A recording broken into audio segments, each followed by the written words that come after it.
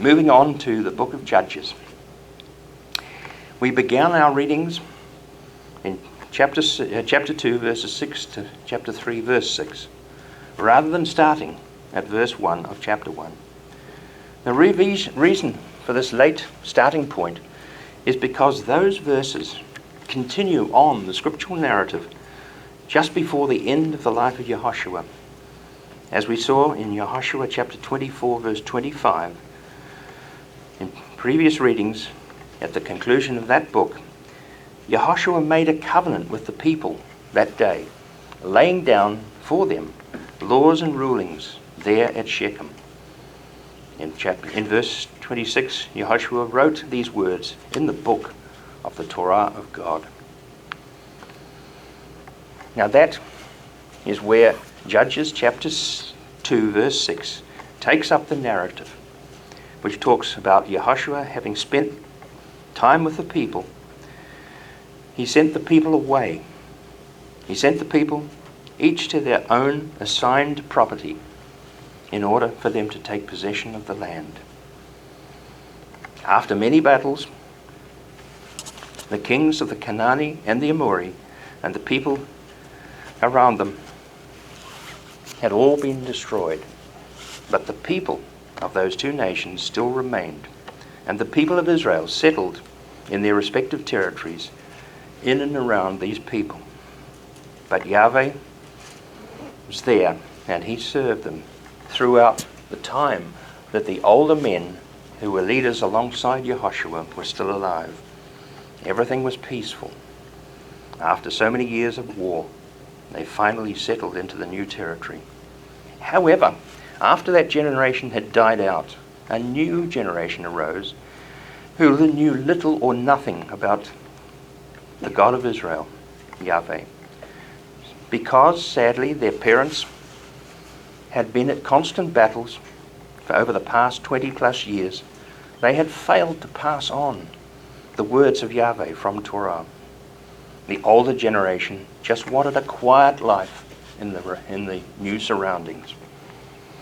That was a grave indictment on those leaders of that former generation, because having failed to pass on the message of Torah to their children in the new generation, they had not realized what Yahweh had provided,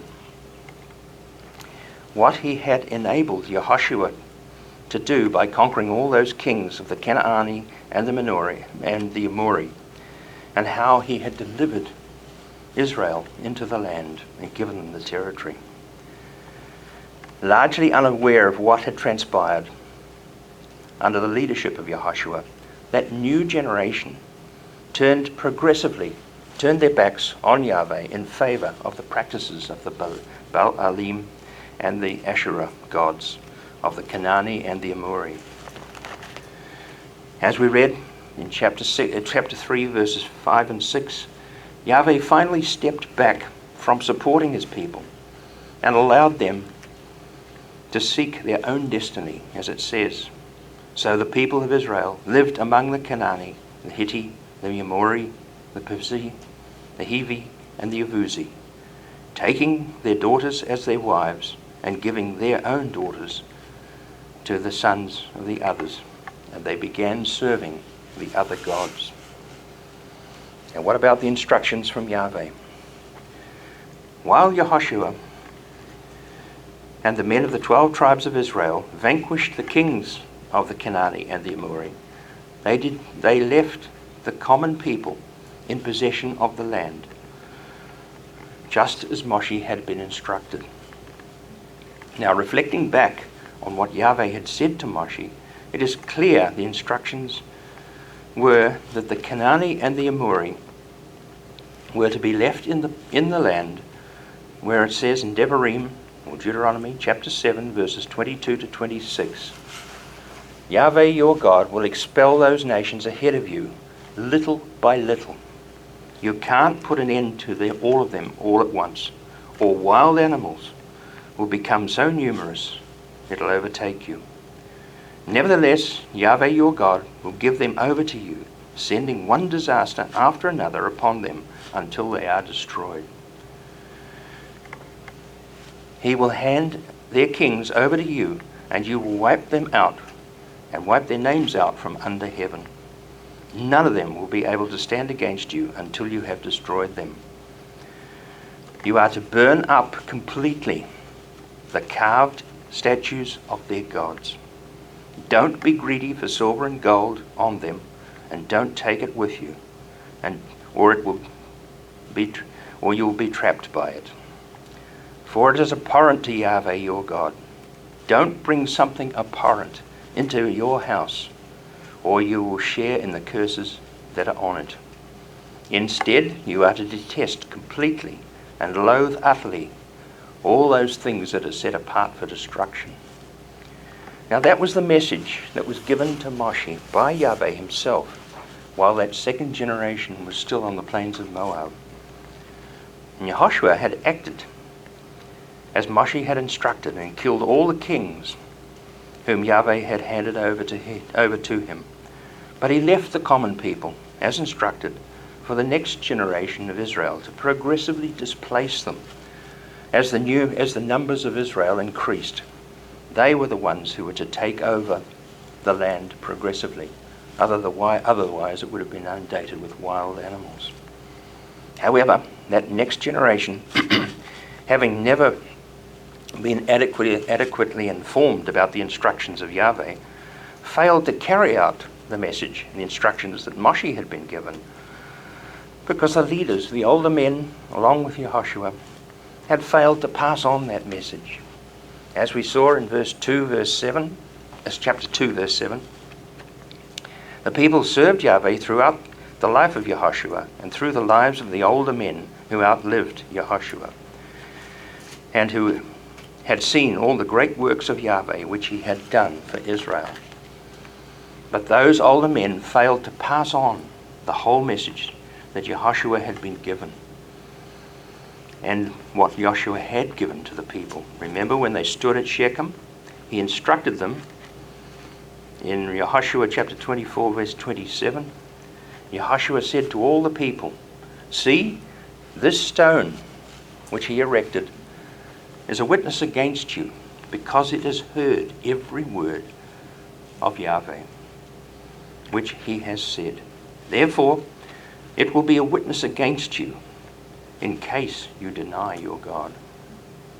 A standing stone heard the words of Yahweh.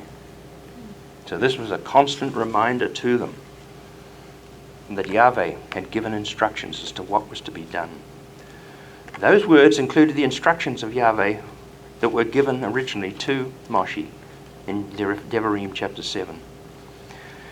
So it was the responsibility of that older generation to progressively vanquish the Canaanite and the Amori, and the new generation was to continue on that work as the population increased.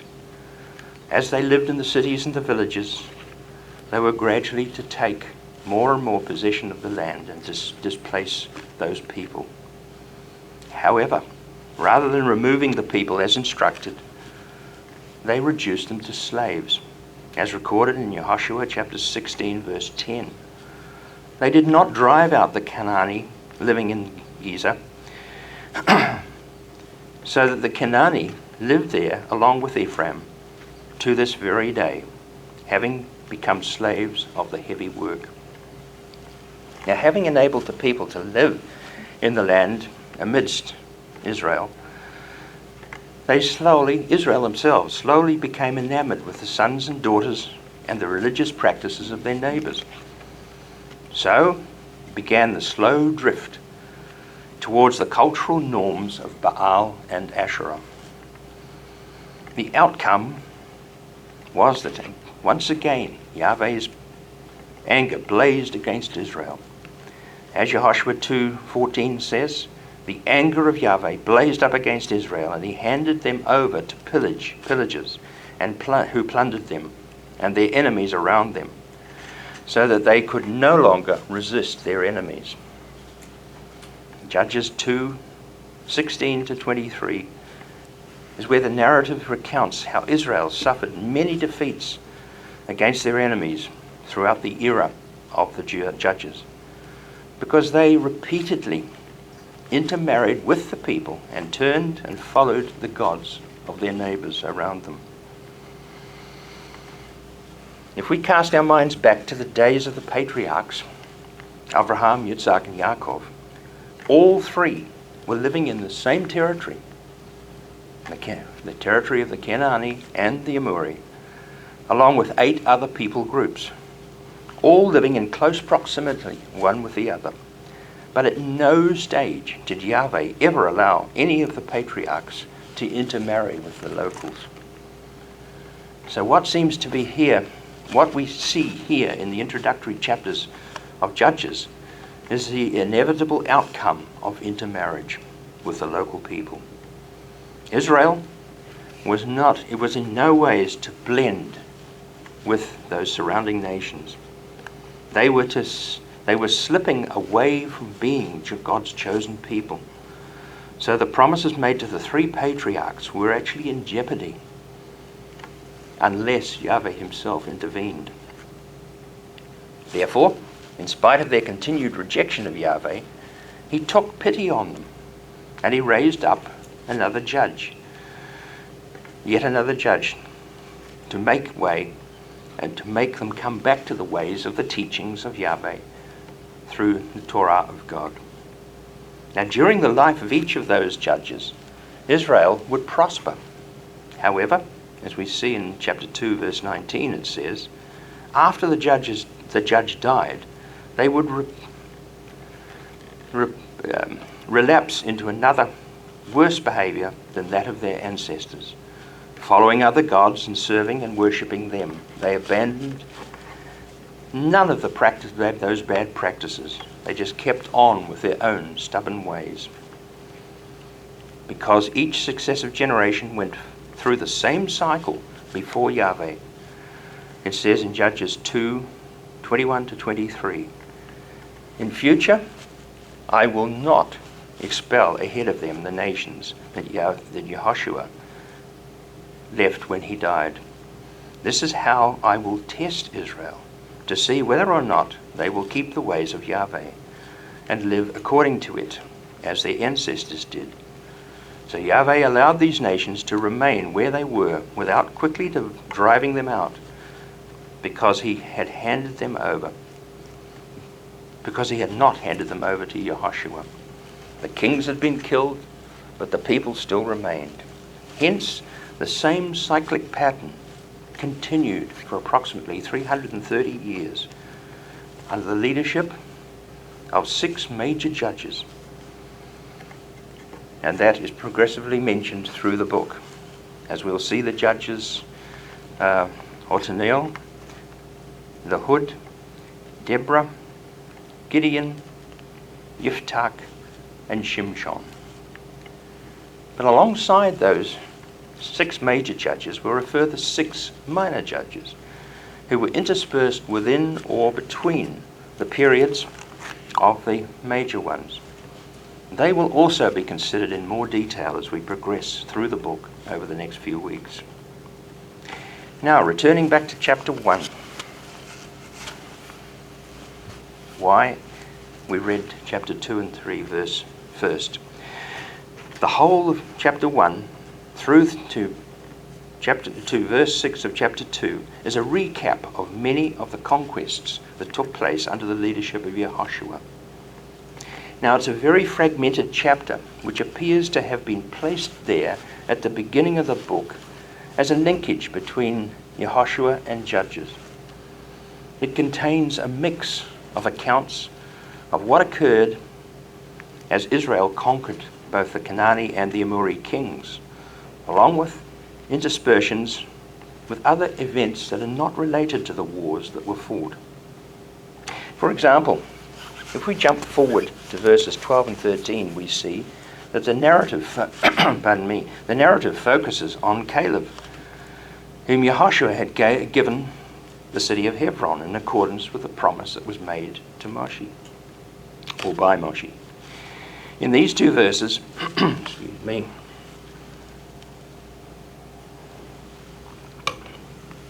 in these 2 verses, we are also introduced to the man who will be the first judge pardon me, the first judge appointed by Yahweh. In chapter 1, verses 12 through 13, Caleb says, "To whomever overpowers Kiriath Sefer and captures it, I will give my daughter as his wife." Othniel, the son of Kenaz, Caleb's younger brother, captured it. So he gave him Ashkersh, his daughter, as his wife. Othniel became the first judge Yahweh raised up for Israel, and he will feature in next week's study as we start looking at the succession of judges. Then moving on to verse 16 of chapter 1, we see yet another insert that does not relate to any of the conquests. Nevertheless, it is also important because it ties into the events of the period of Judges. In verse 16, we read, "Next, the descendants of Kenny, Moshe's father-in-law, went up out of the city of date palms with the people of Yehuda into Yehuda desert south of Arad, and they became settled with the people." Now it appears that the family descended from Yitro, Moshe's father-in-law, the one we actually met in Exodus chapter 18,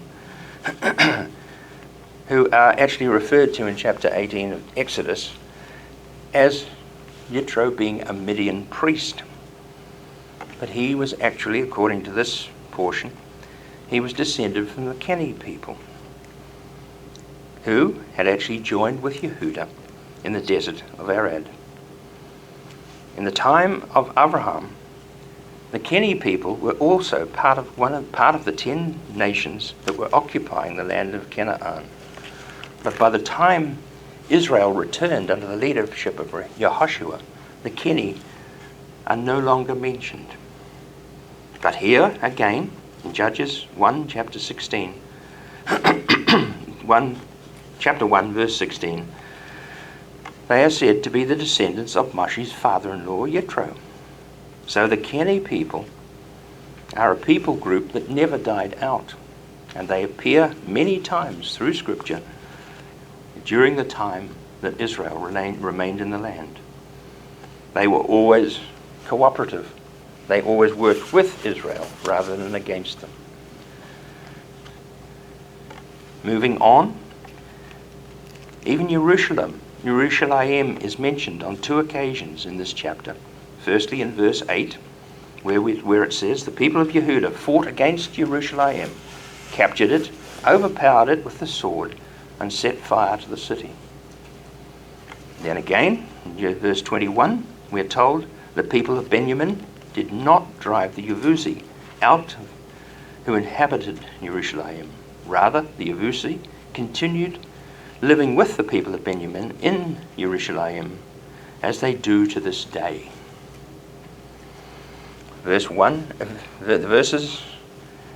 Chapter 1, verses 21 through 36, again revert back to being part of the recap about the actions of the various tribes under the leadership of Yehoshua.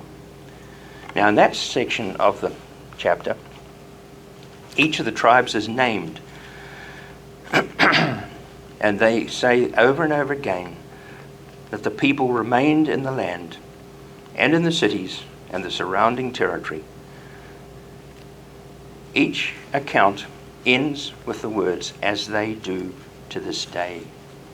Now clearly, that does not mean the 21st century.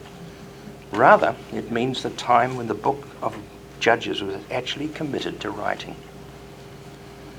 There's been a great deal of speculation about when and by whom the book of Judges was actually written. The most likely scenario is that it was compiled from a series of short accounts that had been recorded during the time of the various judges, but were finally brought together as one book in the time of Saul, the first king of Israel. Chapter 1 includes references to how the Amori were finally overpowered by the increasing numbers in the tribe of Dan, Ephraim, and Manasseh, who subjected the Amori to hard labor. Then we move to chapter 2, verses 1 to 5.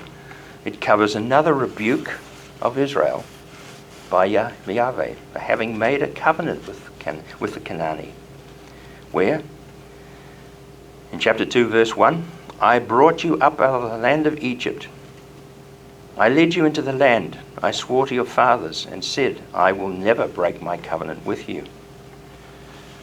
Just like the golden calf incident, we're now seeing Israel making a covenant with the neighbors, with the people in the land.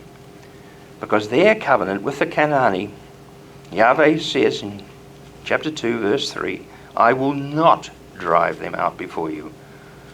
They will be on your flanks, and their gods will become a snare for you. Suddenly, the people of Israel realize that having turned away from Yahweh, they are no longer being given the support that they needed. They had become comfortable after the wars in the time of Yehoshua, and because they became comfortable, they made peace treaties with their neighbors rather than evicting them from the cities and the villages. Finally, in chapter 2, verses 4 through 5, the angel of Yahweh spoke these words to all the people of Israel, and they began crying and wailing at the top of their voices. So they called upon his name, and they named the place Bochim, crying, and sacrificed there to Yahweh. Now the actual location of Bochim can no longer be identified. Various suggestions have put it in all sorts of places, but the most likely place is just west of the Yarden, probably somewhere near Beit El or Shechem.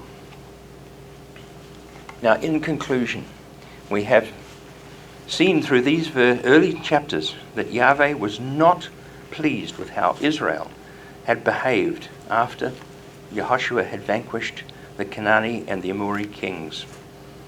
Having given clear instructions to Moshe about leaving the people in the land, having killed the kings, they were to leave the people in the land, because until Israel increased in population, they would be otherwise overrun by wild animals.